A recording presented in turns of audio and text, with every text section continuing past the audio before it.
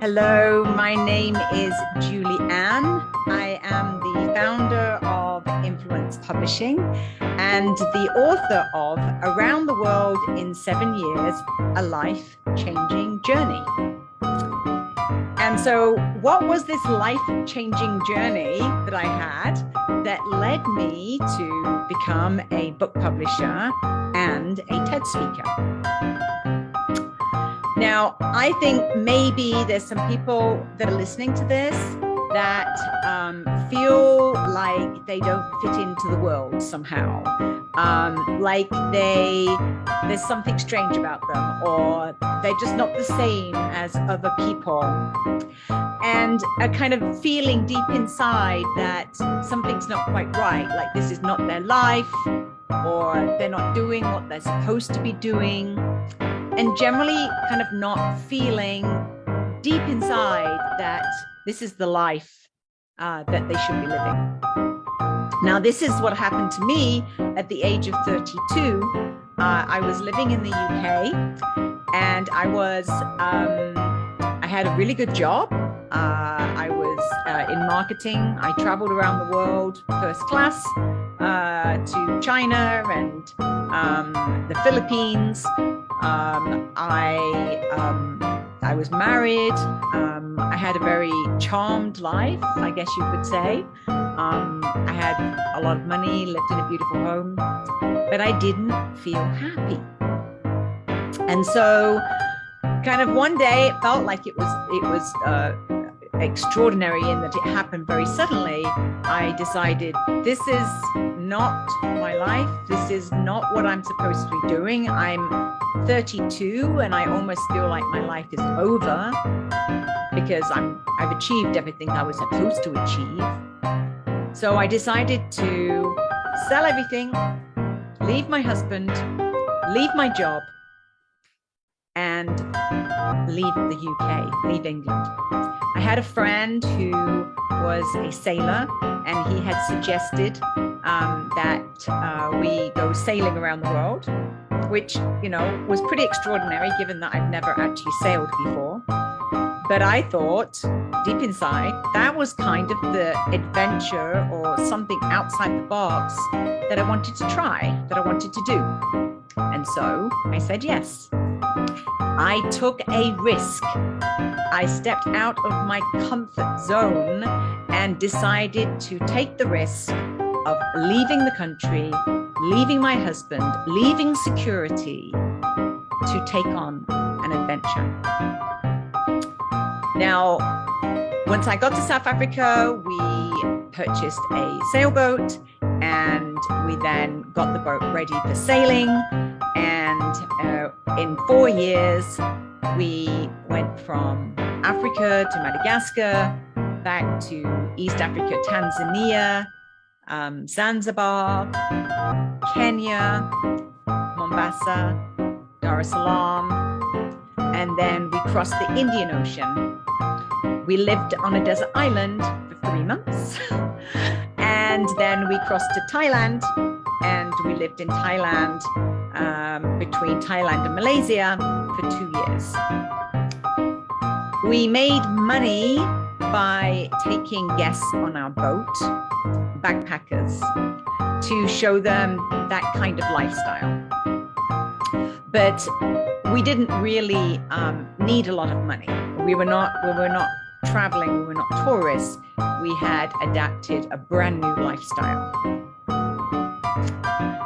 Now, after 4 years, that relationship ended. It was really a relationship of convenience. And I decided to go traveling by myself, still trying to find myself. I traveled alone through Thailand, all inland as far as Chiang Rai and Chiang Mai. I crossed over into Laos, went the full length of Laos on the river Mekong, back to down to Cambodia, and then back to Thailand. And in Bangkok, I sat in a hotel for a couple of weeks, drowning my sorrows in a bottle of Thai whiskey. And and trying to decide, where do I fit in the world? What's wrong with me?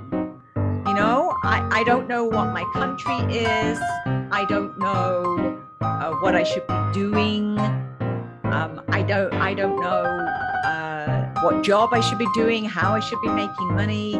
I don't know where my community is. I just felt like I didn't belong anywhere. And I know there's a lot of people that have that same feeling. And I might be talking to some of you right now, that feeling of not belonging anywhere.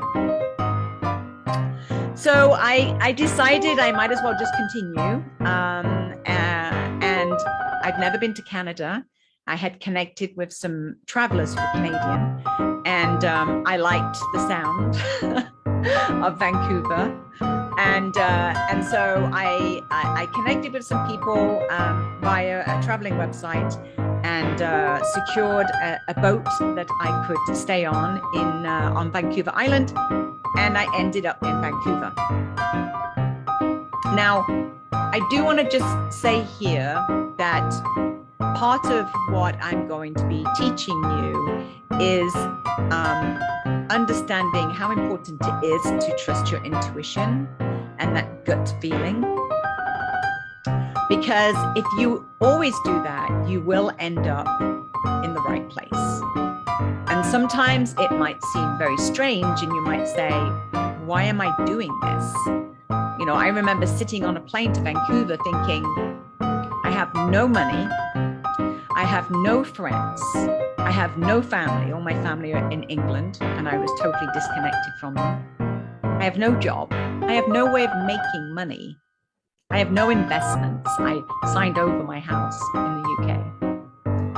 And yet here I am sitting on a plane to Canada, and I've got a smile on my face just because I knew it was the right thing to do.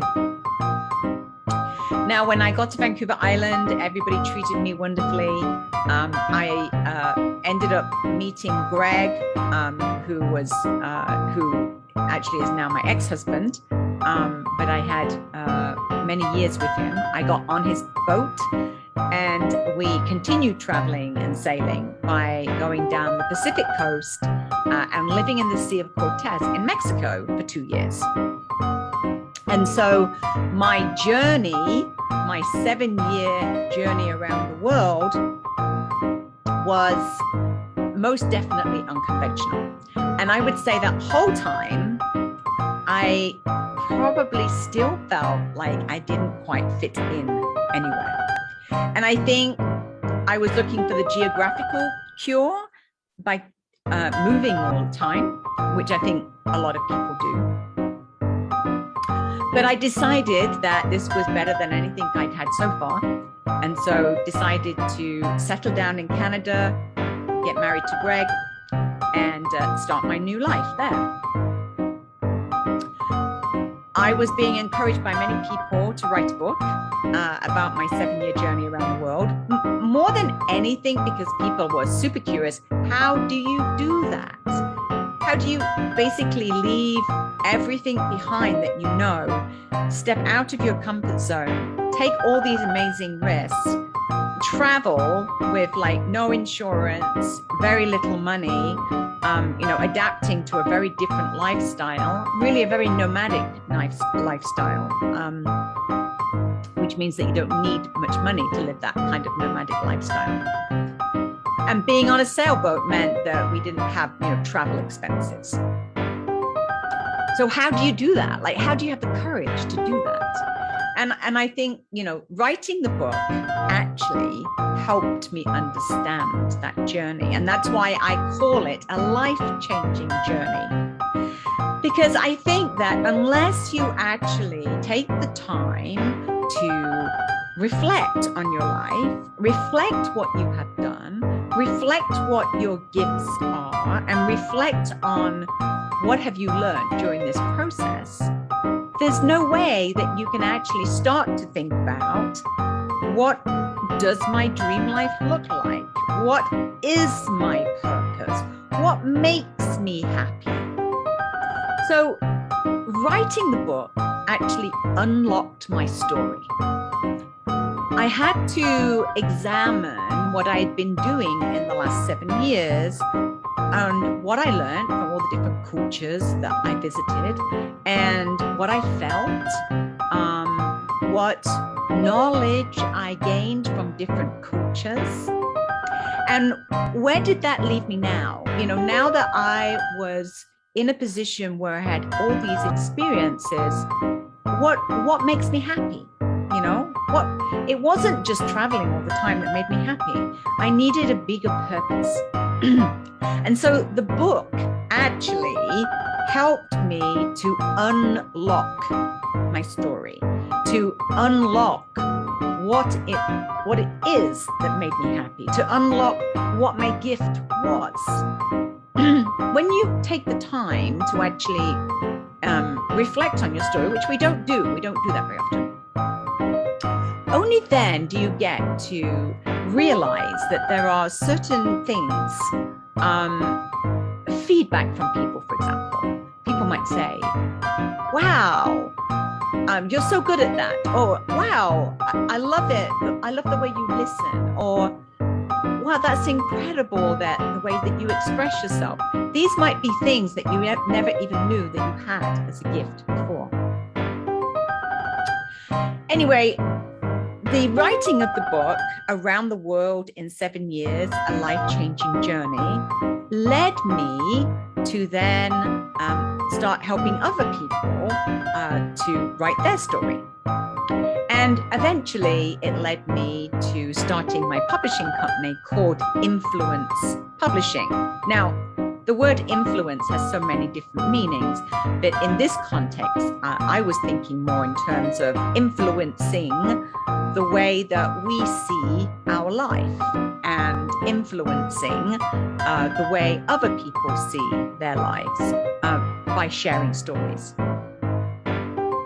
Now, the publishing company was started almost 11 years ago now, and I have now published over 300 authors. I've made many of them very successful and bestsellers, and I feel like I really found my calling in life. And then something happened to me that really made me question what I was doing. I discovered I was dyslexic. Now, I am a book publisher, and I was working with an author who was writing a book about dyslexia, and she made the observation that the way that my brain worked was a dyslexic brain. And I remember very clearly saying to her, Sue, that is not going to be good for business. that I'm a dyslexic book publisher. But as it was, I took a risk, and I actually decided to tell the world that I was probably the world's only dyslexic book publisher. And I stood on the stage and I did a TED Talk on the topic of dyslexia. What I discovered was it was actually dyslexia and the gift of dyslexia that was allowing me to use my big creative problem-solving right brain to help people unlock their story and present it in a book format. And so I realized at that point that, there are many things that stop people from living their dream or finding their purpose or stepping into their gifts because of these preconceived ideas and judgment over labels. Now, that for me, that was dyslexia, and I was very frightened that people would judge me and stop doing business with me because of it. But for other people, and for you, it might be autism. It might be just that you're very sensitive and an empath, and you are affected by other people's feelings. It might be that you are ADHD. It might be that you're on the autism spectrum. And, you might not have even been diagnosed. And that's the point. The same with me. I didn't find out I was dyslexic until I was 50 years old and already had a career with what you would think a dyslexic person wouldn't be doing, which was being a book publisher and helping people unlock their story. Now, after I did the TED Talk, which has now had 100,000 hits, I discovered that being vulnerable and actually telling people about my label actually helped me get more business. And so really my message for everybody today here is, if you have a label that's stopping you from living your dream life, if you have something and you just don't understand what it is, but you just don't fit in, you don't feel like you're the same as other people, like you're not normal, maybe you're an empath, or if you've suffered a great loss, and this is what I will leave you with. I have no regrets in my life. I am a very happy person. I know I'm living my purpose. I know I'm living my dream. I now live in Puerto Vallarta, Mexico, and I live in a beautiful home with an ocean view, and I'm able to do my work remotely. I found my soulmate here in Mexico, and I had an amazing life with him. Unfortunately, he recently passed. And how did I cope with a huge loss like that when I've been creating this dream life, which includes the love of my life, when you lose somebody like that? This is really part of my story. You can either go into the corner and you can say, I have no home, I have no friends, I have no family, I'm lost, I don't know what my country is, I don't know what I'm doing with my life. You can live the dream life and find your purpose. And then in one fell swoop, it can all be taken away from you, as it was when I lost my fiance and the love of my life, my soulmate. But you've got a choice. You have a choice. You can cry in that corner and say, why me? Or you can pick yourself up and you can start again. And you can unlock your story and discover what your dream life is and what your purpose in life is. And that's what I'm here to help you do.